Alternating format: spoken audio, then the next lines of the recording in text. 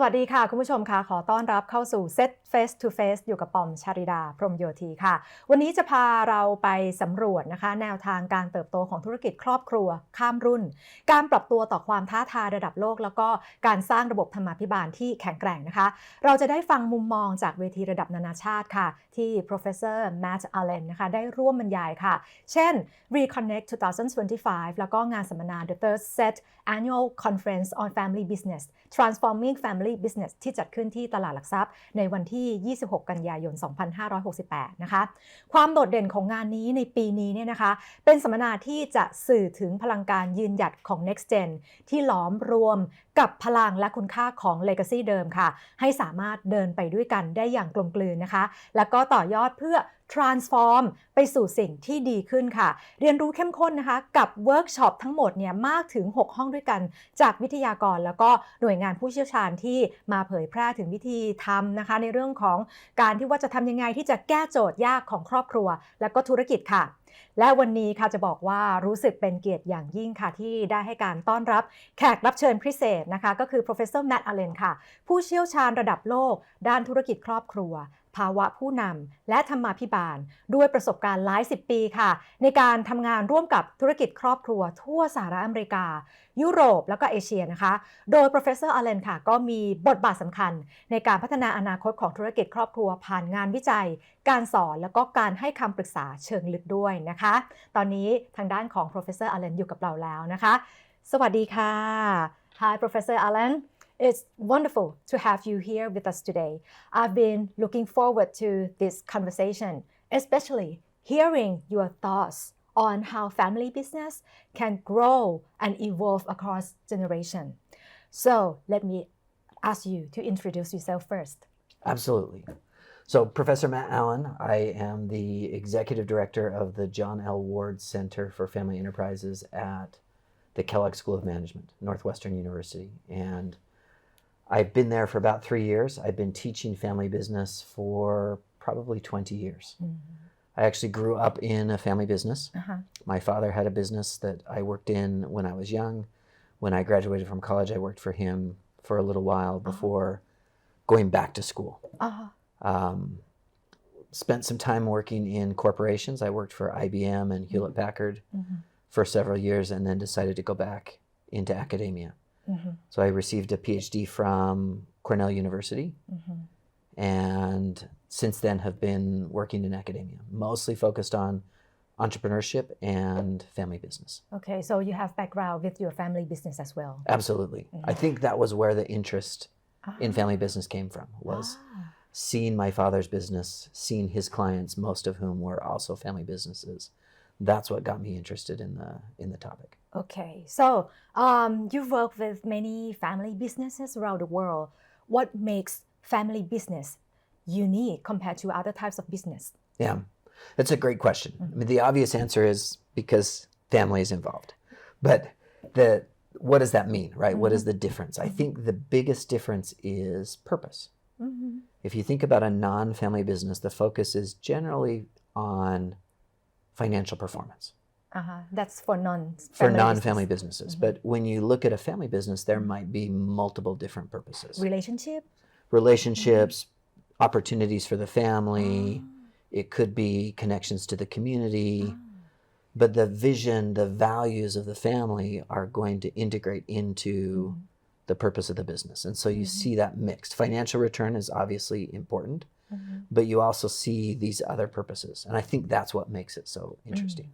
So some common challenges that family businesses face today, both internal and external, because I believe that there's been changes from time to time, like in the past, like 20 years ago to today, it has to be some kind of challenges, big change.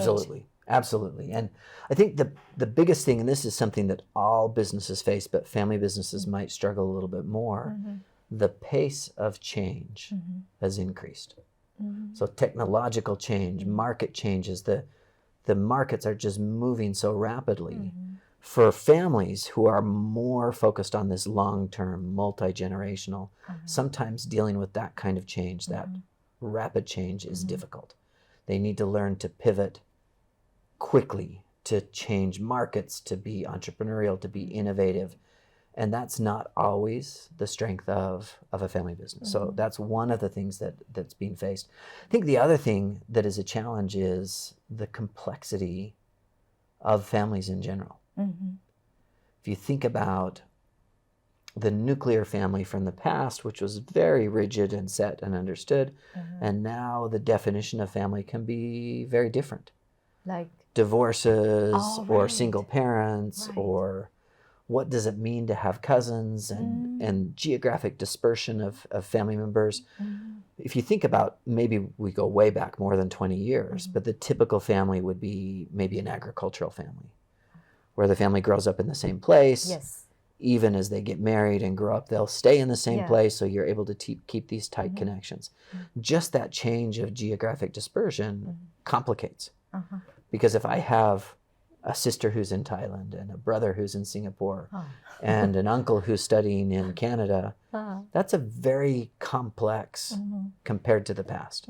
So I think that complexity of families also adds to. And do you see that can they overcome this complexity that is happening right now? Yes, absolutely. The difficulty is you need to plan for it, right? You can't just expect that we're a family and so everything is going to work. So they know what is happening right now, the changes. Families, some do and some don't. I think most recognize it. Some choose to ignore. Or maybe they assume that because they're a family, we're able to overcome this just with our relationships. The families that are going to succeed are the ones that recognize that there's changes and adapt. So you said that some of them can overcome the situation. And how, for those who don't know how to overcome the situation, how can they do that? That's a good question. I mean, as a faculty member, I'm a big fan of education. So I think the primary mechanism to overcome is to educate yourself, to learn about what's happening in the world and what the tools are that are available to families. But I think the first thing, they should know the situation. Otherwise, if they just ignore it or they just leave it, they can't even Absolutely. do the education. Right. No, there has to be a conscious recognition that things are changing and we need to change with them. I think I talked before about even market changes, right? Sometimes maybe the family started the business in textiles or they started the business in manufacturing, but their business where they started becomes less profitable over time. And if they don't recognize that it's changing in order to pivot to new areas or take advantage of new opportunities, the business will not survive. And I think the family is the same, right? As family changes, as things become more complex, you also have to recognize. Okay. You recently spoke at Reconnect 2025, the World Center Signature Conference, where you help design programs for family business leaders. Please tell us about the event and the workshop you facilitated to help families explore their goals and build long-term success. Yes. So Reconnect at Kellogg, it is our signature event. We hold it annually in May, and it's open to our entire community. So all of the families that, it could be alumni, current students, families that have taken programming, but we invite everyone to come back. And the purpose is to have a full day of learning. And the way that we design it, it's a mix of academic content, where we share the latest research on family businesses, what we're learning, but also bringing in key families that can share their personal experiences. So as we put that together, mixing the academic with the Real-life experiences, that I think is the formula or the recipe for success. We brought in families from Europe, families from the US, local in Chicago, experts from around the world for that event. And the idea is to create a forum where families are able to listen and to learn and to talk to each other. So of course there's learning that comes from the expert families or the expert faculty, but the hope is there's also learning that comes as the families sit at the table with other families, and they get to talk about, this is what we did in this situation, or this is what we did in that situation. And after the workshop and everything, what are their feedbacks? I think from a learning perspective, the hope is that they take that knowledge back to their family and change in positive ways. Just as an example, one of the topics that I covered in that event was legacy. Legacy is a term that we often use to talk about what we receive from the prior generation, or maybe what we want to pass on to the next generation. Historically, though, legacy has been a very passive idea. Why is that? Meaning, what I get from my family is just what came naturally, rather than deliberately trying to pass certain ideas on to the next generation. And so the workshop that I gave on legacy was teaching families how to be more proactive in choosing what they want to pass on, and also choosing what they don't want to pass on. Okay. There are some habits or ideas that we would like to stop in one generation and not pass on. There are other ideas that are really important to be passed on. And many of those fall into the area of values or beliefs, right? Work ethic, or commitment to the family, commitment to the employees, sometimes even commitment to the country or state or communities that they serve. We want to pass those things on, but other things maybe not. And so that's what that workshop, it was about the tools that families use to convey legacy from one generation to the next. Okay. Speaking of another event, it is a big event in Thailand. The third set annual conference on family business. You spoke on mentioning entrepreneurial growth across generations. I'd like you to share with us. The first one, how can family businesses prepare the next generation to take over leadership roles? Yeah, this is a great question, and probably one of the primary concerns that families have. How do we prepare the next generation? Is it like you are transferring the legacy as well? Right, right. I mean, the legacy of the business depends on the success of these next generation. We're depending on these young people to continue that legacy of the business. So what do we do to prepare? It's a big question. I don't know that we have time to touch on all of the aspects, but one of the primary concerns is, are we preparing them in the way that they need to be prepared? Do they have the knowledge and the experience that they need? So what families need to do is they need to look at preparation as a lifelong process. We don't wait until they're in college to start preparing. Right. We probably start preparing from birth. And at a very young age, we're already showing them the business. Maybe we're inviting them to come to work. Maybe they're coming on business travel trips with a parent or an aunt or an uncle, or maybe they're taking small jobs in the business during high school, so that over time they're building this knowledge. Because otherwise, it could be a huge shock that suddenly they arrive at the moment and I say, oh, now it's time for you to come take over this business that you've never been in, that you've never spent time in, that you don't know the people, you don't understand. We want to avoid that. That's why this long-term early preparation matters. Yeah. And what are some common mistakes family businesses make when transitioning leadership between generations? So one of the most common mistakes that I see is not having a clear transition. This is talking about the point of transition. Sometimes the senior generation doesn't want to leave. Right.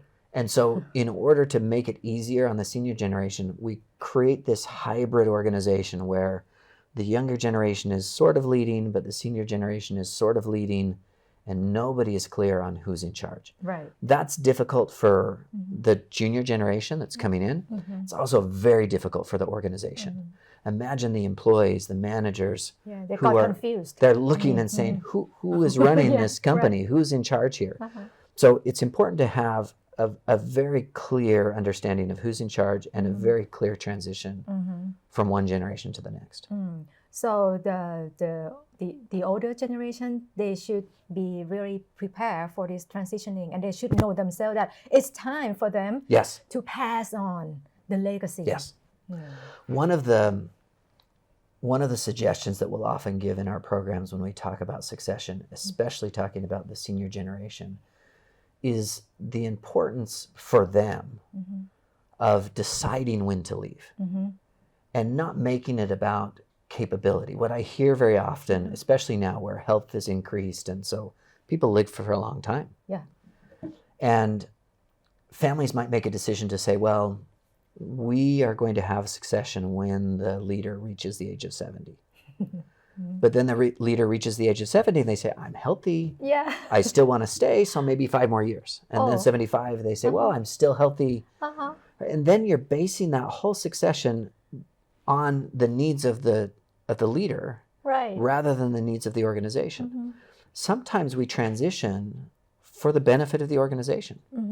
And sometimes it has nothing to do with the current leader or their age or their health. There are certain circumstances where the family needs new ideas, or the business needs new ideas, or maybe the market's changing and it's time to bring some fresh thinking. And so we would transition sometimes even earlier.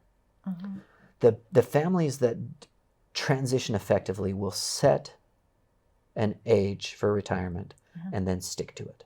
Okay, we have to stick to it. Yes. Commit that it doesn't have anything to do with health. It has to do with what's in the best interest of the business. And I see some families that will set that age very young, 55 or even 60 before typical retirement. And the thinking there is, let's not have age be an issue at all. Let's bring this next generation in at a young age and give them the opportunity to lead. The early they learn, they will get growing very easily. Absolutely. Absolutely. And one of the things we forget about when we're talking about this topic of succession, we forget about the younger generation. We're wholly focused on the needs of the current leader, and we don't realize that if the current leader stays until 70 or 75 or 80, then it may be that the next generation is 50 or even 55 or 60 before they take over the business. And that nobody wants to wait until for that 30 age. years of their career before they're able to come in and try out leadership. Okay, so once the young family members become good leaders, how can young family members become good leaders while still honoring family traditions? That's a great question, because you're balancing the past with the present. I think it is important for every member of the family to understand the history of the business. One of the things that makes families unique is this long history. And there's a story there about where the family came from and how they got there and the work that went into it. And every next generation leader should respect that story. At the same time, we need to make sure that the legacy is flexible enough to allow the next generation to do what needs to be done. We use a phrase at Kellogg where we talk about anchoring on legacy. Anchoring is a negative term. Sometimes families create a legacy that is an anchor, meaning it holds the family back. I'll give you a couple of examples. Maybe the family started the primary business in a certain industry. So maybe it was manufacturing, or it was textiles, or it was newspaper. Let's say that it was newspaper. Okay. If the family chooses to define their legacy as a newspaper family, that has the potential to anchor the family. What happens if in the future newspaper becomes less profitable? Or as we saw with typical newspapers where it all went digital, and now the next generation is stuck because in order to respect the past, they have to stay in a business that is not growing, is declining. And so better to define the legacy as we're an entrepreneurial family, or we're an enterprising family, or even if you're in newspapers, we are a family that focuses on information. That's a little bit broader. It allows that next gen to respect the past and be flexible and take advantage of new opportunities in the future. Okay, so let's not anchor the legacy, but be adaptable to what is happening right now, to the present. Exactly. And with anchoring, what you're really talking about is getting too specific. Another quick example that's interesting, sometimes families will even anchor values. So for example, the value of hard work. A lot of families say, well, one of our core values is that we work hard. But if the senior generation chooses to define that in a way that is too specific, that might also hinder. For example, I had a family where the senior generation just defined work ethic as coming into the office at 7, and leaving the office at 7. So like office hour. Office hours. That was the definition of work ethic. But there are lots of ways to work. It doesn't have to be 7 to 7, but because they chose to define it as a certain time period, then they were stuck. The next generation, maybe they didn't want to work from 7 to 7, or maybe they wanted to have more flexible hours and work later at night, and that became an anchor. That's right. Okay, totally understand, because nowadays, young generation, they just don't want to work like office hour. They just want to have flexible hours. Yeah, or they're accustomed to working late at night or working right. early in the morning and then doing different things. And so that may or may not be what the family wants to do, but if as you get too specific, you anchor the family. Okay. And how can family stories and shared values help keep the business strong over time? Yeah. Because like we have legacy, we have that what you just said, that don't just anchor the legacy. Now it's time to value the story of the business. Yes. Okay. This is a great question, and this is one of my areas of research, so it's something that I'm very interested in. Stories become a vehicle for values and a vehicle for beliefs and a vehicle for legacy. The stories aren't the legacy, but the reason that stories are so important is because families understand things emotionally. And in order to understand the value, the stories create an emotional tie to the value. So if you were my child, I could tell you over and over again, we value hard work, or we value being ethical. And I could say that over and over again. You might understand that on the surface level. Hard work. Hard work, I get it. I work hard. Okay. But then if I add to that stories. Because your grandparents, blah, right. blah, blah. And now it's emotional because I'm talking about your siblings or your uncles or your aunts or your grandparents. And now you're able to connect the idea of hard work with a story about hard work and a relationship with the person that we're talking about. And so now it becomes emotional and in our head. So that's a powerful tool. Families will use these stories to convey all kinds of ideas. It could be hard work, it could be customer service. Some families deliberately collect stories in order to teach employees and family members about key concepts in the business. So it seems like this is a must to have in a business, in It is. family business, to have stories and value. Absolutely. Think about your own family. Families communicate through stories. Events that happened, right? If you think about a certain family vacation, within a family, you can bring up that vacation, and all of a sudden, for the family that was involved, there's a whole bunch of meaning and experience and emotion tied to just that one story of that one event. So families already use stories as tools inside the family. We just need to leverage that into the business. Okay, let's talk about governance and strategy. You've spoken about governance in family businesses. Why is this important? Governance is important because even in a family, you need to have rules. And think about a non-family business. In a typical family, you're going to have rules. You're going to have rules like curfew. You're going to have rules related to grades and education. You might even have rules about how you behave yourself at the dinner table or how you treat other adults. Those rules provide the structure so that everyone has the same common expectations. You need to have the same kind of a structure in the family business. Now, why it becomes so complex in a family business is because the difference between a family business and a non-family business is the involvement of family. And so now you've got to create rules that say, well, how does this family interact with this business? Simple questions like, if I'm a family member and I want to work in the business, are there rules about that? Are there expectations? Because with no rules, you might just assume that anyone from the family could come work in the business. That could be a problem. If they don't have the right skills or maybe they don't have the right attitude. And so we create rules about who can and who can't work in the business. We create rules about who can own shares and who can't own shares. We even create rules about communication with the family and communication with the business. Okay, so it seems like governance is really important both for just business and family business as well. Absolutely. Governance is a term that is not specific to family business, but it's more important because most family businesses and regular businesses, they have good governance in the business organization. But it's the family organization where we lack. And what we forget is that when I found a business, if it's a family business, it's just me. But when my kids join the business, it might be 3 or 4.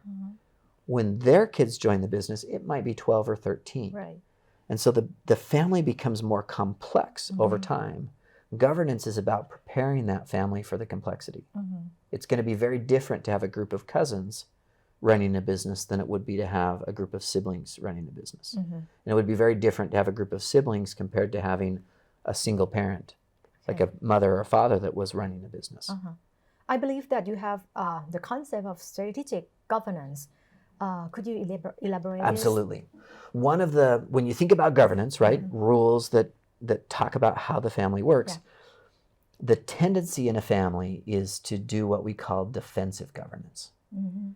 What does it mean? Defensive governance means we put rules in place to avoid bad things happening. Right? So when I talked about employment, we put a rule that requires you to have a university degree to work in the business. The purpose of that rule is to avoid having somebody in the business who's unqualified. But most of the government stays with that defensive, let's avoid bad things happening. Governance becomes strategic when, in addition to avoiding the bad things happening, we create structure or rules that help us to accomplish good things, positive things. Entrepreneurship is a great example, right? We can actually build governance and structure that promotes entrepreneurship. That's a positive thing. That's not a defensive thing. Most families don't get that far. Okay, let's move to global perspective. Okay. From your experience, how are family businesses in the US, Europe, and Asia similar or different in how they operate today? That's a big question. There's a couple of things, there are multiple things, but a couple of things come to mind that drive some of the differences. One, you've got cultural differences. And every country and every region has its own cultures. And those cultures, they have implications for the family, they have implications for the business. And so, of course, you're going to see Asian culture is going to look different than European culture, and that's going to look different than US culture. So, of course, families that live in those cultures are going to adapt norms from those cultures. So that's going to be something different. But the other thing that we have that makes families different is history, which is not the same as culture. So take Europe versus Asia, for example. Europe has a really long history, right? Some of the family businesses in Europe are 300, 400 years old. And they've been around for a long time. They've had a long history in order to build structure and culture in the business and ideas about what the business means. Then look at Asia, especially Southeast Asia, which has grown tremendously probably in the last 50, 60 years. That's a much shorter history for the business. That doesn't mean there's not older businesses in Thailand or other Asian countries, but the growth in the business happened really rapidly. And so now you've got these businesses that went from not very complex to very complex, maybe in one generation. So the implications for succession in that case might be very different than a European business that had more steady growth over time. Okay.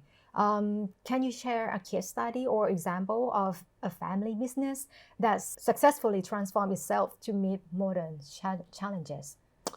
Yeah, so a couple of thoughts, and there's a lot of examples, but I'll stick to maybe 2 just to illustrate some of the changes. So cultural changes.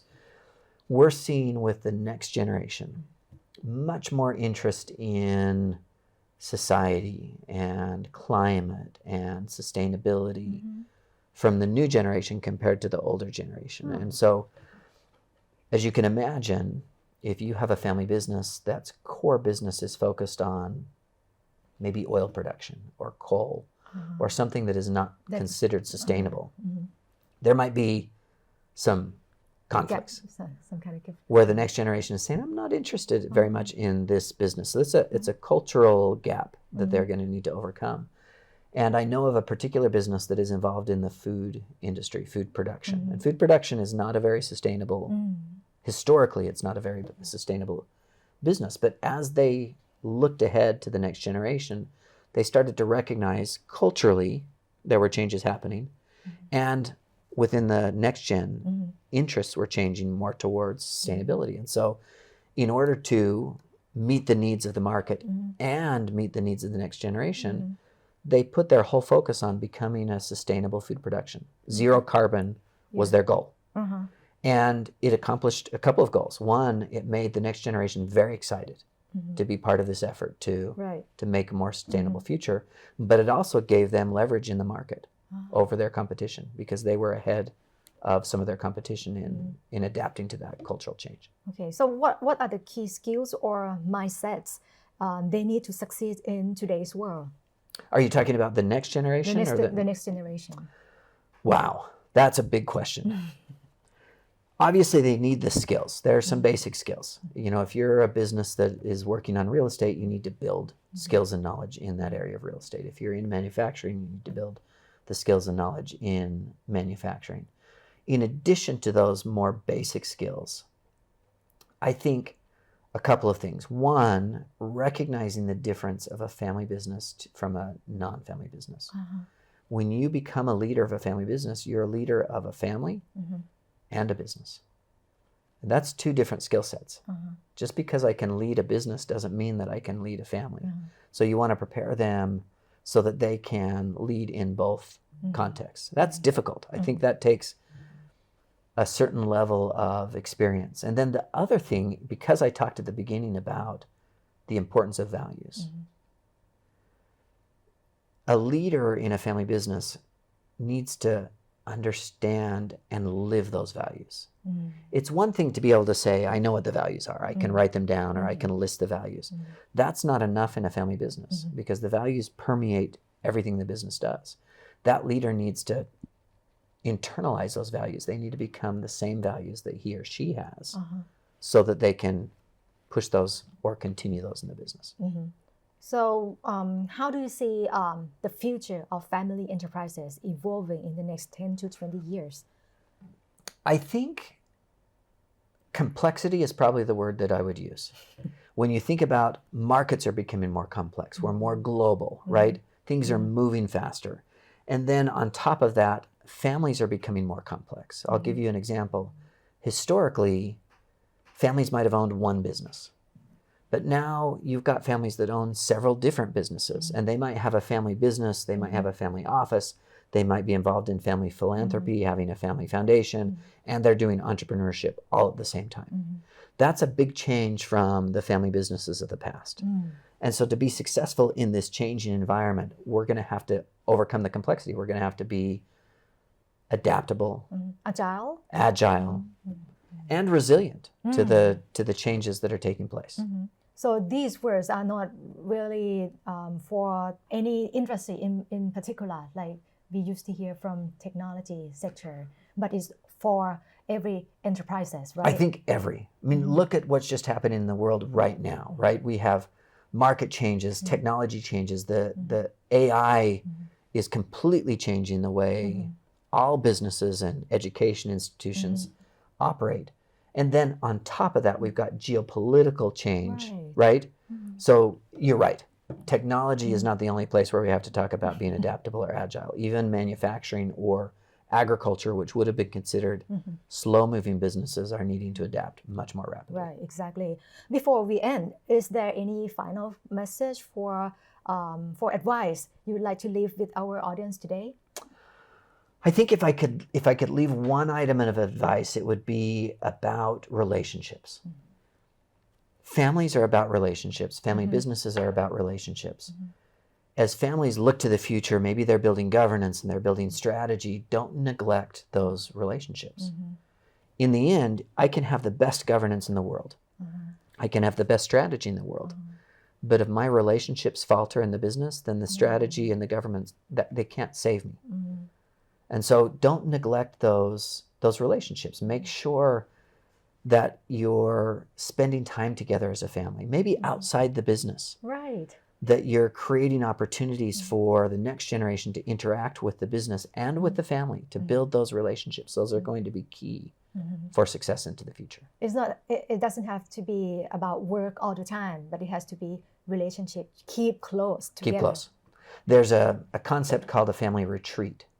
And the idea is that as a family that owns a business, they should get together maybe once a year or once every 2 years, where the family leaves the place of business and they go somewhere else and they spend, might be 2 or 3 days together, combination of learning about the business, but the majority is just relaxing, having fun together, because that ability to have a personal relationship with a family member is going to enhance your ability to work together in the business. Okay.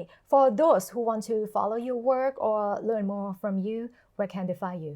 So happy to connect with anyone via LinkedIn. And at the Ward Center, so the John L. Ward Center for Family Enterprises, which is at the Kellogg School of Management, feel free to go to the website and register. There's a spot there where you can register and become part of the community. If you do that, we will send you updates on all of our events, any key findings, research, other things that are going on. But would love to hear from anyone that's interested in learning more. Okay. Thank you very much for today. สวัสดีค่ะ Thank you. ค่ะเอาละค่ะคุณผู้ชมคะวันนี้เราได้เรียนรู้แนวคิดสำคัญนะคะจากทางด้านของ Professor Matt Allen นะคะที่ช่วยให้เราเนี่ยเข้าใจเกี่ยวกับเรื่องของธุรกิจครอบครัวแล้วก็อยู่ในมิติต่างๆด้วยนะคะไม่ว่าจะเป็นเรื่องของการปรับตัวความท้าทายใหม่การเตรียมที่จะส่งต่อไปถึงคนรุ่นต่อไปแล้วก็ที่สำคัญเรื่องของการสร้างธรรมาภิบาลที่สนับสนุนกลยุทธ์ธุรกิจด้วยนะคะแล้วก็ยังมีเรื่องของบทบาทของคุณค่าแล้วก็เรื่องเล่าภายในครอบครัวค่ะที่ช่วยหล่อเลี้ยงธุรกิจให้ยั่งยืนได้ด้วยนะคะเราเห็นมุมมองกันเรียบร้อยแล้วนะคะก็เพราะฉะนั้นหวังว่าวันนี้เนี่ยค่ะเรื่องราวทั้งหมดจะช่วยให้คุณผู้ชมเนี่ยสามารถไปปรับใช้กับการทำธุรกิจครอบครัวกันได้นะคะคือไม่ใช่แค่เรื่องของการสืบทอดค่ะแต่ว่ามันคือการสร้างอนาคตร่วมกันอย่างมีเป้าหมายมีระบบแล้วก็มีหัวใจร่วมกันด้วยนะคะวันนี้ขอขอบพระคุณที่ติดตามนะคะ Set Face to Face ค่ะปอมชริดาพรหมโยธีนะคะลาคุณผู้ชมไปก่อนค่ะสวัสดีค่ะ